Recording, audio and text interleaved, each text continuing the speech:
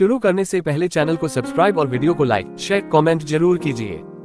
भगवद गीता अध्याय 4 ज्ञान कर्म संन्यास योग के श्लोक 16 से 20। श्लोक 16 कि कर्म किम कर्मेति कवयोप्यत्र मोहिता तत्ते कर्म प्रवक्ष्यामि यज्ञात्वा मोक्ष से शुभात्। हिंदी अनुवाद। कर्म क्या है और अकर्म क्या है, इस विषय में बुद्धिमान लोग भी मोह में पड़ जाते हैं। इसलिए मैं तुझे कर्म का सही स्वरूप बताऊंगा, जिसे जानकर तू अशुभ बंधन से मुक्त हो जाएगा। श्लोक 17 कर्मणो ह्यपि बोधव्यम बोधव्यम च विकर्मणः अकर्मणश्च बोधव्यम गहना कर्मणो गतेः। हिंदी अनुवाद। कर्म का स्वरूप समझना चाहिए, विकर्म निषिद्ध कर्म को समझना चाहिए और अकर्म कर्तव्य न करना को भी समझना चाहिए, क्योंकि कर्म की गति उसका रहस्य बहुत गूढ़ है।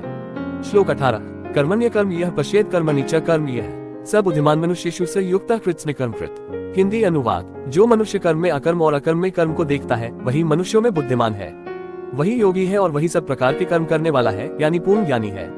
श्लोक 19 यस्य सवे समारंभाः कामसंकल्पवर्जिताः ज्ञानाग्निदग्ध कर्माणि तमाहुः पंडित बुधा।